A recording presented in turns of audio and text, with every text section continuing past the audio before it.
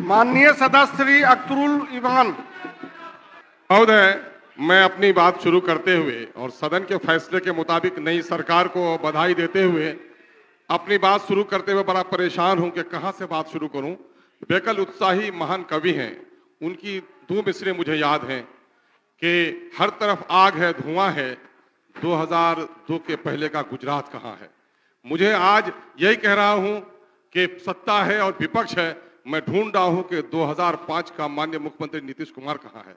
वचनबद्धता थी, बातों में मजबूती थी, कुछ करने का संकल्प था, लेकिन अफसोस है कि सीमांचल के एक महान कवि यूसुफ साहिदी साहब ने कहा, एक जमाना आएगा लोग जमीर बेचकर कुर्सियों से प्यार करेंगे, सियासी लोग यही कारोबार करेंगे। मुझे बड़ा अफसोस है कि आज इस सियासी कारोबार से 3 सालों के दरमियान में 3 बार सरकारें अदलती बदलती हैं, उससे नौकरशाही का बड़ा बढ़ावा हुआ है, रिश्वतखोरी बढ़ी है, लोकतंत्र की मर्यादाएं कमजोर हुई हैं।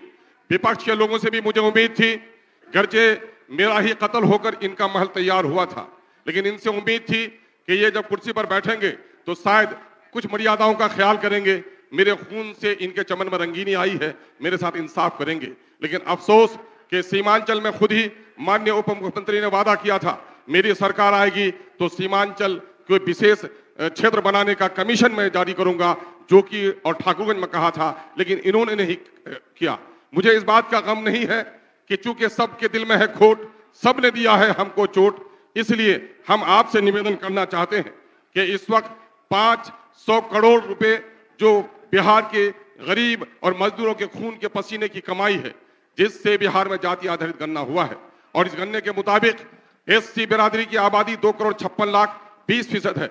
उनकी 20,49,370 नौकरियों में उनकी नौकरी की हिस्सेदारी 4,11,000 होती है। उनको सिर्फ 2,91,000 नौकरी दी गई है। और बिहार में मुस्लिम अल्पसंख्यक की आबादी 2,31,00,000 होती है, उनकी अनुपातिक हिस्सेदारी नौकरी में 3,68,000 की होती है, और उन्हें मात्र 1,73,000 नौकरी सर 1,95,000 नौकरी उनकी समाप्त कर दी गई है। महोदय, मैं नई सरकार से आशा करूंगा और माननीय मुख्यमंत्री की वचनबद्धता का हम सबूत चाहते हैं कि कम से कम इस परिस्थिति में इन लोगों को कम से कम नौकरी दिलवाने के लिए वो विशेष प्रावधान करेंगे। हम आपका इस बात के लिए साधुवाद देते हैं कि आपने मुझे मौका दिया। सांप्रदायिकता और निज स्वार्थ की राजनीति ने हमेशा देश को नुकसान पहुंचाया है। बिहार ने देश को राह दिखाया है, सांप्रदायिक से अलग होइए, निज स्वार्थ से अलग होकर पूरे देश को एक राह दिखाने का काम बिहार करे, हम उसकी कामना करते हैं।